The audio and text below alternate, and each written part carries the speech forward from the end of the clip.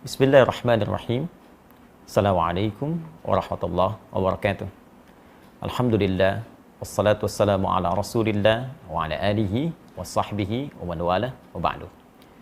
Saudara-saudariku, saya Andi Hidayat ingin menyapa dan mendoakan Anda semua, kita semoga senantiasa disehatkan oleh Allah Subhanahu wa taala, diberikan kemudahan dalam beraktivitas dan diberkahi dalam setiap aktivitas kita.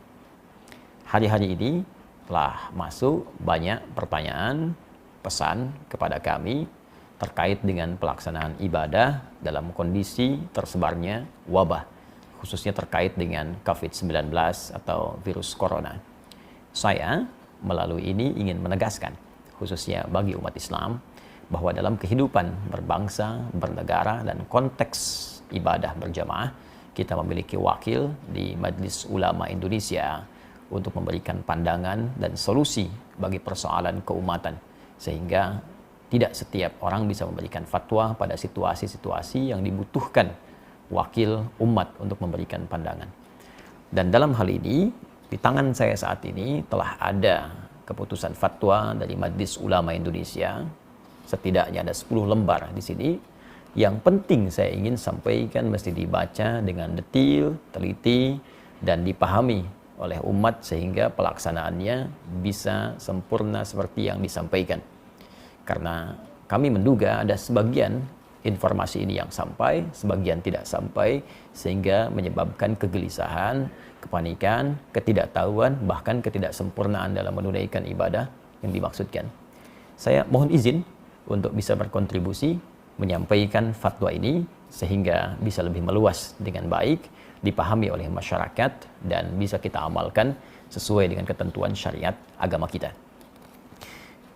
Fatwa Majelis Ulama Indonesia nomor 14 tahun 2020 tentang penyelenggaraan ibadah dalam situasi terjadi wabah COVID-19.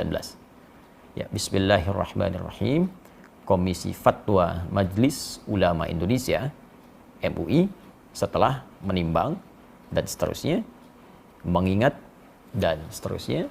Jadi di sini ada adab atau kaidah-kaidah fatwa yang memang mesti disusun demikian, dan ini sudah standar dari mulai pertimbangan kasusnya seperti apa, mengingat ini terkait dengan dasar hukumnya, baik firman Allah ataupun hadis-hadis Nabi Sallallahu Alaihi Wasallam. Jadi nanti Anda bisa lihat dasar dalil argumentasinya, karena seorang alim, apalagi kumpulan semuanya menjadi ulama, tentu tidak akan berfatwa sembarangan kecuali mengacu pada dasar hukum. Ini disebutkan di sini dari halaman pertama dalil-dalilnya, ya, hadis-hadisnya, bahkan ada terjemahannya. Kita bisa akses dan bisa baca bersama sampai disebutkan ke 5 sampai 6 halaman pertama. Ya, 5 halaman masih dalil. Ini fase mengingat sampai di halaman ke-6 memperhatikan. Nah, jadi ada dalil sampai 6 halaman Al-Quran, hadis, kemudian kaidah-kaidah fikih, usul fikih. Nah, jadi tidak boleh sembarangan orang ngasih fatwa, kalau tak tahu kaidah jangan memberikan fatwa. Jadi Al-Quran sumber hukum, hadis sumber hukum. Bagaimana sumber itu menjadi produk hukum, ada kaidah. Nah, sehingga menjadi produk fikih yang bisa kita amalkan bersama. Ini kaidahnya disebutkan, kemudian memperhatikan pendapat-pendapat ulama. Jadi merujuk sehingga semua keilmuan ini aspeknya punya sanad, bersambung kepada ulama-ulama sebelumnya yang mendekati kepada isyarat-isyarat Nabi Sallallahu Alaihi Wasallam. Jadi penting merujuk kepada ulama-ulama untuk mengamalkan hadis Nabi, ya, wa innamal ulama warathatul anbiya, dan ulama itu pewaris Nabi, ya, para nabi, khususnya Nabi Muhammad Sallallahu Alaihi Wasallam. Jadi setelah kemudian memperhatikan, ya, pendapat para ulama sebelumnya, kasus-kasus yang terjadi sebelumnya, karena penanganan wabah kekinian itu tidak akan pernah terlepas dari situasi wabah di masa lalu yang pernah terjadi, dan bagaimana penanganan fikihnya, dari situ kemudian dirujuk sampai keluarlah di halaman ke-8 tentang fatwa hukumnya, menetapkan. Saya mohon izin untuk masuk ke dalam langsung fatwanya dan langsung membacakan sehingga kita mengetahui dengan baik. Memutuskan menetapkan fatwa tentang penyelenggaraan ibadah dalam situasi terjadi wabah COVID-19. Ini penting dibaca secara keseluruhan. Pertama, ketentuan umum. Ya, dalam fatwa ini yang dimaksud dengan COVID-19 adalah coronavirus disease, ya, penyakit menular yang disebabkan oleh coronavirus yang ditemukan pada tahun 2019. Jadi fatwa ini terkait dengan wabah virus corona atau COVID-19. Kedua, ketentuan hukum. Jadi tadi ketentuan umumnya untuk memberikan batasan bahwa fatwa ini dikeluarkan hanya terkait dengan masalah ini saja. Bagaimana ketentuan hukumnya? Tolong perhatikan dengan baik. Di sini ada 9 poin. Ingat betul. Jadi bukan 1-2 yang Anda cuplik lantas Anda sampaikan atau sebarkan atau di broadcast atau memberikan dasar kepada MUI, tapi sebagian saja yang dicuplik. Itu pun penting dipertimbangkan kembali. Saya bacakan satu-satu. 1. Setiap orang wajib melakukan ikhtiar, menjaga kesehatan, dan menjauhi setiap hal yang dapat menyebabkan terpapar penyakit, karena hal itu merupakan bagian dari menjaga tujuan pokok beragama atau ad-darurat al-khams, ya, ad-daruriyah al-khams. Ini bagian pertama. Jadi meminta kita semua berikhtiar, jaga kesehatan kita, jaga baik-baik kondisi kita. Kalau kita mengambil kepada bagian-bagian sebelum yang disampaikan, jelas sekali ada anjuran langsung dari Nabi, kalau sudah tahu wilayah yang terjangkit jangan masuk ke situ, dari wilayah itu jangan keluar. Ya, ini bagian dari menjaga kehidupan kita, dan nanti turunannya kita akan lihat seperti apa proses yang dimaksudkan. Ad-daruriyatul khams, jadi ada 5 aspek tujuan pokok syariat ya, yang harus kita jaga. Yang pokok pertama adalah hifdzun nafsi, menjaga jiwa. Jadi jangan sampai kita mencari harta, mencari kehidupan, ya, mencari segala hal yang menyenangkan, tapi lupa bahwa ada yang membahayakan dalam kehidupan kita. Saya tidak akan banyak menafsirkan, kita sudah pahami. Jadi kedua, ini yang paling penting, orang yang telah terpapar virus corona wajib menjaga dan mengisolasi diri agar tidak terjadi penularan kepada orang lain. Saya ulang, orang yang telah terpapar virus corona wajib menjaga dan mengisolasi diri agar tidak terjadi penularan kepada orang lain. Baginya, salat Jumat dapat diganti dengan salat zuhur, karena salat Jumat merupakan ibadah wajib yang melibatkan banyak orang, sehingga berpeluang terjadinya penularan virus secara massal. Baginya, haram melakukan aktivitas ibadah sunnah yang membuka peluang terjadinya penularan, seperti jamaah salat 5 waktu atau rawatib, salat tarawih, dan id di masjid atau tempat umum lainnya, serta menghadiri pengajian umum dan tabligh akbar. Jelas poin yang kedua. Jadi kalau memang sudah ada diketahui positif atau bahkan kemungkinan kuat suspek yang diduga sangat kuat terkait dengan corona, maka ini jelas ya, fatwanya sangat jelas, jangan melibatkan diri dalam proses pelaksanaan ibadah berjamaah, baik Jumat, salat fardu ditunaikan berjamaah di masjid, atau salat-salat sunnah yang ditunaikan dengan sifat berjamaah terbuka. Fatwa ini sangat jelas, mudah dipahami, landasan hukumnya kuat. Bahkan kalau boleh kita memberikan bandingan yang sangat ringan, dalam situasi badai saja, ada hujan lebat, dingin, ya, itu bahkan muadzin mengumandangkan azan dengan satu kalimat membolehkan masyarakat untuk sholat di rumah karena khawatir terkena badai ketika akan ke masjid. Maka bagaimana dengan kondisi orang tertular virus dan bisa menularkan pada orang lain? Atau bahkan dalam konteks lain, ya, orang yang safar saja, perjalanan jauh, dengan keadaan safarnya dia bisa mengganti Jumat dengan zuhur karena kesulitan menunaikannya. Maka bagaimana dengan orang terkena virus yang membahayakan pada dirinya dan bahkan membahayakan orang lain di sekitarnya? Ini sangat mudah dipahami dan tidak perlu banyak ditafsirkan. Jadi kalau memang dampaknya pada wilayah yang sudah terjangkiti, kemudian orangnya diketahui banyak di situ terkena virus juga, maka hukum menunaikan ibadahnya itu bisa diganti dari yang aspek berjamaah di masjid, bahkan Jumat menjadi berjamaah di rumah, atau mungkin Jumat diganti dengan zuhur sesuai dengan fatwa yang disampaikan. Tapi fatwanya belum selesai sampai di sini. Jadi kalau kita mengambil yang kedua ini saja, maka nanti akan banyak ditafsirkan dengan ya, masjidnya ditutup, Jumatnya tidak ditunaikan, ya, baru secara umum. Sedangkan kondisi belum selesai disampaikan. Ya, fatwa nomor 3, orang yang sehat dan yang belum diketahui atau diyakini tidak terpapar COVID-19 harus memperhatikan hal-hal sebagai berikut. A.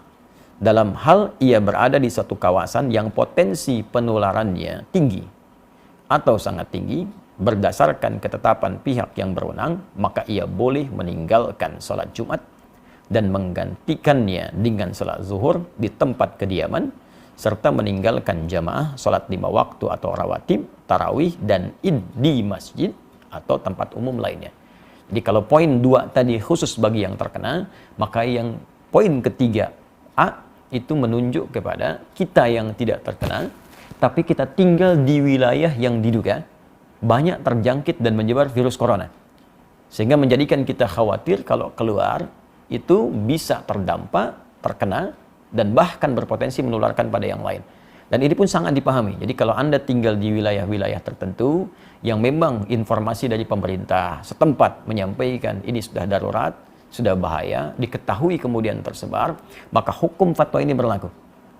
Ya, dan jangan dipaksakan. Sholat di rumah, ya itu biasa saja. Jadi kalau kita tidak sholat di masjid, itu biasa. Ya, dalam kondisi seperti poin nomor 3A ini. Yang tidak boleh itu tidak sholat. Itu poin pentingnya. Jadi kalau memang di tempat kita ditemukan situasi, diketahui banyak terjangkit, jangan paksakan situasi datang ke masjid. Ya, bahkan boleh Jumatnya gugur dan diganti dengan zuhur. Dan pahalanya sama dengan ketika kita menunaikan di masjid. Ya, saya sampaikan hadis Nabi sallallahu alaihi wasallam, riwayat sahabat Abu Hurairah radhiyallahu taala anhu, Nabi pernah menyampaikan, "Idza maridul 'abdu aw safar kutiba lahu mithla ma kana 'alaihi muqiman sahihan." Kalau ada seorang yang sakit atau bahkan sedang perjalanan jauh, dia tidak bisa menunaikan ibadah rutin seperti biasanya, maka apa yang dia tunaikan pada saat itu dihukumi sama pahalanya dengan kebiasaan dia semula. Saat sehatnya, saat normalnya. Anda saat safar kemudian menunaikan yang sempurna jadi qasar, zuhur 4 jadi 2, sunnah tidak dikerjakan, padahal sebelumnya biasa Anda tunaikan. Maka kalaupun Anda kerjakan qasar, sunnah tidak dilakukan, tetap pahala dituliskan sempurna seperti kebiasaan Anda. Anda yang rajin ke masjid, kita yang biasa Jumatan, karena kondisi ini tidak memungkinkan ke masjid, dan tidak kita tunaikan berjamaah di masjid, kita tunaikan di rumah untuk menjaga diri pada aspek yang sangat penting, maka pahalanya pun sama dengan Anda mendatangi tempat ibadah itu. Tapi kalau Anda memaksakan diri sampai tertular atau menularkan pada orang lain, maka bukan hanya berpeluang keliru, tapi berpeluang juga dosa di dalamnya. Fatwanya belum selesai. Pada poin B, dalam hal ia berada di suatu kawasan yang potensi penularannya rendah. Tolong disimak baik-baik. Dalam hal ia berada di suatu kawasan yang potensi penularannya rendah, berdasarkan ketetapan pihak yang berwenang, maka ia tetap wajib menjalankan kewajiban ibadah sebagaimana biasa dan wajib menjaga diri agar tidak terpapar COVID-19 seperti tidak kontak fisik langsung, bersalaman, berpelukan, cium tangan, kemudian membawa sejadah sendiri dan sering membasuh tangan dengan sabun. Nah, ini penting dibacakan bagian kedua ini supaya kita mengetahui ya, bahwa fatwanya belum selesai.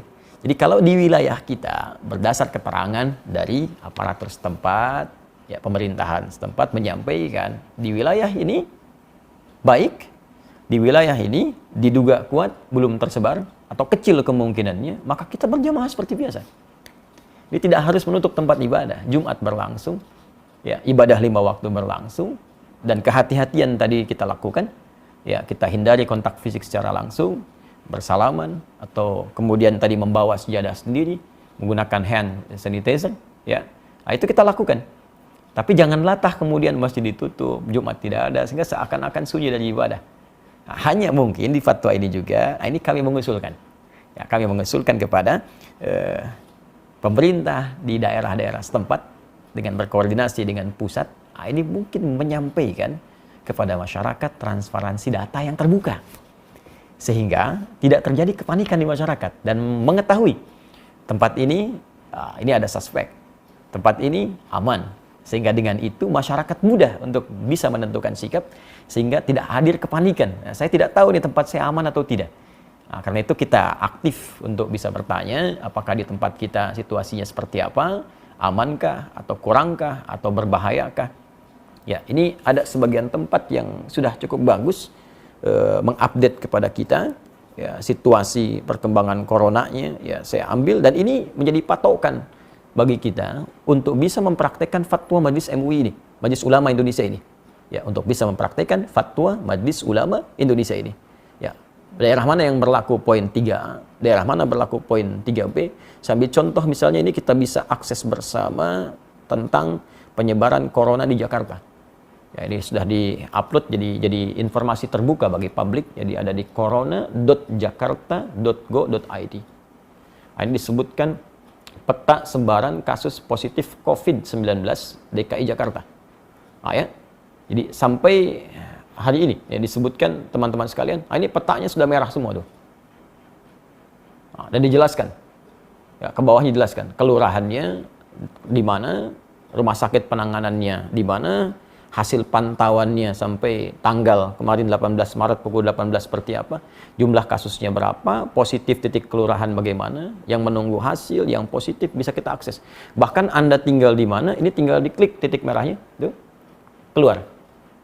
Kelurahan mana, terjangkit atau tidak, tapi ini kondisinya kita bisa tetapkan melalui Fatwa Majelis Ulama Indonesia, masuk kondisi yang mana. Kalau sudah merah seperti ini semua, saya kira bisa diusulkan Majelis Ulama setempat di wilayah Jakarta, duduk dengan pemerintahan Provinsi DKI Jakarta, lantas memberikan himbauan pada masyarakat sesuai situasi kondisi ini. Ini yang bisa kita lakukan. Dan daerah-daerah lain berkoordinasi ya, dengan pusat, diberikan instruksi yang jelas, dari wilayahnya kemudian memberikan gambaran ke masyarakat. Nah, pertimbangan-pertimbangan lain kita serahkan ya, pada pengelola dan pengatur stakeholder di bangsa, di negara. Tapi kewaspadaan kita sebagai tanggung jawab bagian dari masyarakat, kita turut aktif untuk bisa mengimplementasikan instruksi dimaksud dengan barangkali menjaga diri kita dan menyesuaikan dengan kondisi-kondisi tadi. Kita bertanya, Anda yang di Jawa, Jawa Barat, Jawa Tengah, Jawa Timur, Jakarta, Jogja, dari Sabang sampai dengan Merauke, kita ketahui wilayah kita, baru kita terapkan fatwa yang dimaksudkan ini. Dan disinilah pentingnya para ulama juga dilibatkan untuk memberikan pendampingan ke masyarakat. Ya, saya ingin tegaskan situasi sekarang ini berdampak luas ke fikih. Ya, sekarang yang tingkat meninggal tadi disebutkan di Jakarta sudah 15.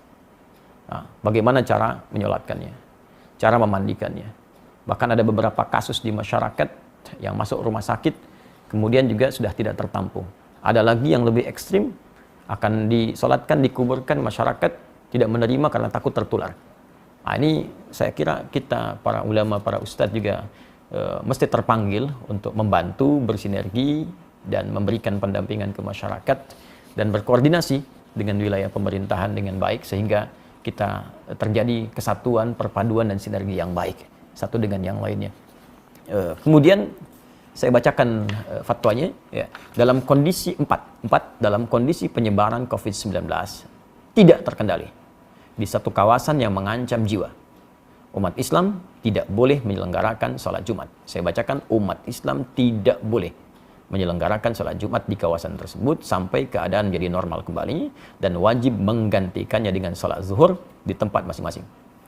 Demikian juga tidak boleh menyelenggarakan aktivitas ibadah yang melibatkan orang banyak dan diyakini dapat menjadi media penyebaran COVID-19 seperti jamaah sholat 5 waktu atau rawatib, sholat tarawih dan id di masjid atau tempat umum lainnya, serta menghadiri pengajian umum dan majlis taklim. Ini nomor 4 ini dalam kondisi penyebaran COVID-19 tidak terkendali. Artinya memang sudah mewabah luas, tidak bisa ditangani sama sekali, maka fatwa ini berlaku. Dan ini sudah tidak perlu kita berfatwa lagi. Jadi kalau orang-orang tak paham, sudah diam saja. Ikuti instruksinya, karena ini sudah orang yang pakar yang berbicara. Ya, kadang-kadang kita ini suka aneh. Masalah ekonomi, kita ikut ekonom. Masalah hukum, kita ikut ahli hukum. Ya, masalah untuk bisnis, kita ikut pebisnis. Tapi kalau urusan agama, semua bisa berfatwa. Nah, maka saya tegas ingin menyampaikan, kalau tidak punya ilmu, tak paham, sudah ikuti instruksi yang ada, jangan bikin fatwa masing-masing. Nah, jangan sampai Anda bisa mengatakan misalnya, mohon maaf, ini kan bagian dari ibadah itu wajib kalau wafat sedang dalam keadaan sholat. Wafat itu tidak ada kaitan dengan virus atau yang lain. Kalau sudah tiba ajal ya wafat. Tapi ketentuan syariat mesti kita ikuti. Nabi saja meminta kita untuk menjaga diri. Anda bukan Nabi, bukan Rasul, menganjurkan sesuatu yang bertentangan. Maka itu sangat hal yang tidak diharapkan. Mohon izin saya meneruskan. 5, dalam kondisi penyebaran COVID-19 terkendali. Nah ini, tolong catat juga ini. Dalam kondisi penyebaran COVID-19 terkendali, umat Islam wajib menyelenggarakan sholat Jumat dan boleh menyelenggarakan aktivitas ibadah yang melibatkan orang banyak seperti jamaah salat 5 waktu atau rawatib, salat tarawih dan id di masjid atau tempat umum lainnya, serta menghadiri pengajian umum dan majlis taklim dengan tetap menjaga diri agar tidak terpapar COVID-19. Nah, jadi kalau di wilayah-wilayah yang diketahui, sekali lagi, transparansi data, informasi yang dibuka ke publik, setidaknya menyampaikan ini wilayah ini terpapar, wilayah ini tidak. Sehingga kita bisa petakan, oh ini yang tidak, yang aman, maka berlaku fatwa yang ini. Ini yang terkendali, tetap Jumatan. Masjid dibuka. Jadi jangan sampai syiar-syiar ibadah itu hilang, tertutup. Nah, jangan dipukul rata fatwa ini bagi semua kondisi yang sekiranya terjadi perbedaan keadaan di dalamnya. 6. Pemerintah menjadikan fatwa ini sebagai pedoman dalam menetapkan kebijakan penanggulangan COVID-19 terkait dengan masalah keagamaan dan umat Islam wajib menaatinya. Nah, ini sudah tidak perlu saya tafsirkan. Tentunya fatwa ini sudah sampai ke pemerintah kita. Negara kemudian bisa mengambil tindakan dan kita mengikuti sesuai dengan arahan fatwa MUI yang dimaksudkan. 7. Pengurusan jenazah. Ya, tajhiz al-janaiz yang terpapar COVID-19, terutama dalam memandikan dan mengafani, harus dilakukan sesuai protokol medis dan dilakukan oleh pihak yang berwenang dengan tetap memperhatikan ketentuan syariat, sedangkan untuk mensalatkan dan menguburkannya dilakukan sebagaimana biasa dengan tetap menjaga agar tidak terpapar COVID-19. Saya kira ini sangat jelas, ya, dan ini perlu berkonsultasi juga. Ada ulamanya, ada bagian medisnya, dan dijelaskan bagaimana saat menyolatkan tidak tertular, saat memandikan tidak tertular, sehingga dengan itu tidak terjadi kepanikan. Dan saat seorang pun dengan izin Allah sesuai ajal meninggal misalnya, karena terpapar virus ini, dan kita doakan semoga Allah menerima segala amal baik, menjadikan rahmat, ya, menjadikan syahid sesuai janji Nabi Sallallahu Alaihi Wasallam. Nah, tapi yang paling penting adalah dengan jelas semua itu tidak ada kepanikan, dan kita mengerti apa yang harus kita lakukan. Ya.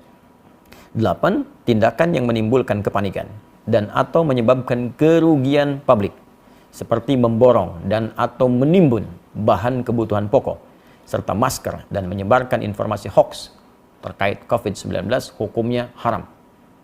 Hukumnya haram, termasuk Anda pun yang menyebarkan informasi fatwa yang sembarangan, ya, yang bahkan tidak terkait dengan kondisi yang dihadapi, itu bisa salah juga. Ya, seharusnya bisa ke masjid, tidak bisa ke masjid, atau seharusnya tidak harus ke masjid, malah ke masjid. Maka dilihat dengan baik-baik. Dan saya pada poin yang ke-8 ini ingin mengajak seluruh lapisan masyarakat Indonesia tanpa kecuali, terlepas dari sekat-sekat keyakinan dan yang lainnya, mari kita bersinergi untuk mengatasi wabah virus COVID-19 ini.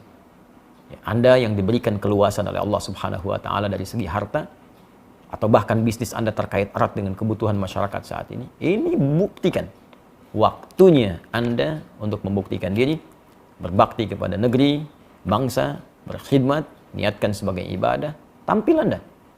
Buat masker yang banyak, sebarkan di masyarakat, CSR Anda gunakan untuk berkhidmat secara sosial, atau bikin harga yang murah. Nah, jangan mencari keuntungan dari situasi yang sulit. Ya, karena untuk apa Anda mendapatkan harta kekayaan yang tinggi di atas penderitaan orang lain? Ya. Kemudian juga yang usaha di bidang disinfektasi, disinfektan, silahkan buat dengan harga pokoknya, sebarkan.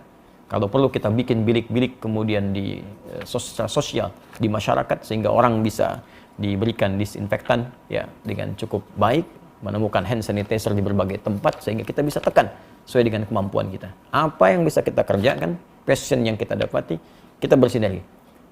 Dan ini bukan saatnya untuk kita saling mencari peluang, ya, mencela, menjatuhkan. Ya, negeri kita perlu persatuan untuk mengatasi wabah ini. Kalau kita memang ingin terbebas, ya, kecuali kalau orang-orang punya kepentingan-kepentingan lain, ya, tentunya Allah akan memberikan jalan keluar kepada kita dengan cara yang paling baik. Terakhir, 9. Umat Islam agar semakin mendekatkan diri kepada Allah Subhanahu wa Ta'ala dengan memperbanyak ibadah, taubat, istighfar, zikir, membaca kunut nazilah di setiap salat fardu, memperbanyak salawat, sedekah, serta senantiasa berdoa kepada Allah Subhanahu wa Ta'ala agar diberikan perlindungan dan keselamatan dari musibah dan mara bahaya. Ya, daf'ul bala, khususnya dari wabah COVID-19. Inilah 9 poin yang disampaikan, dan bagian terakhir khususnya bagi kita umat Islam sangat penting kita lakukan. karena semua solusi akan kembali kepada Allah Subhanahu wa taala. Al-Qur'an surah kedua Al-Baqarah ayat 156. Alladzina idza asabathum musibah qalu inna lillahi wa inna ilaihi rajiun. Orang-orang hebat itu, orang-orang sabar, orang-orang terbaik itu ketika diuji dengan musibah apapun, maka ia kembali kepada Allah untuk meminta solusi. Kita tingkatkan ibadah, amalkan doa-doa yang disebutkan dalam Al-Quran, amalkan doa-doa yang disampaikan oleh Nabi, dan indahnya dalam Islam, bahkan kita sudah mendapatkan tuntunan lengkap dalam kehidupan, bahkan terkait hal yang belum kita alami di masa-masa selanjutnya. 15 abad yang lalu, Nabi sudah menginfokan akan datang wabah. Sekarang kita tahu situasinya, dan bahkan Nabi ajarkan kalimat-kalimat untuk bisa kita amalkan. Baca zikir pagi, petang, baca doa-doa dalam Al-Quran, yang dengan itu insya Allah terhindar kita dari wabah dengan izin Allah Subhanahu wa ta'ala. Terakhir rekomendasi. Ya, pemerintah wajib melakukan pembatasan super ketat terhadap keluar masuknya orang dan barang ke dan dari Indonesia kecuali petugas medis dan barang kebutuhan pokok serta keperluan emergensi. 2. Umat Islam wajib mendukung dan menaati kebijakan pemerintah yang melakukan isolasi dan pengobatan terhadap orang yang terpapar COVID-19 agar penyebaran virus tersebut dapat dicegah. 3. Masyarakat hendaknya proporsional dalam menyikapi orang yang suspek atau terpapar COVID-19. Oleh karena itu, masyarakat diharapkan bisa menerima kembali orang yang dinyatakan negatif dan atau dinyatakan sudah sembuh ke tengah masyarakat serta tidak memperlakukannya secara buruk. Kemudian ketentuan penutup. 1. Fatwa ini mulai berlaku pada tanggal ditetapkan dengan ketentuan jika di kemudian hari membutuhkan penyempurnaan akan disempurnakan sebagaimana mestinya. 2. Agar setiap muslim dan pihak-pihak yang memerlukan dapat mengetahuinya, semua pihak dihimbau untuk menyebarluaskan fatwa ini. Dan apa yang saya sampaikan ini menaati, mengikuti himbauan, khususnya di poin yang keempat ketentuan penutup, berkontribusi dalam menyebarluaskan fatwa ini sehingga diketahui oleh masyarakat dan bisa kita taati dan jalankan khususnya bagi umat Islam di seluruh wilayah Indonesia yang kita cintai ini.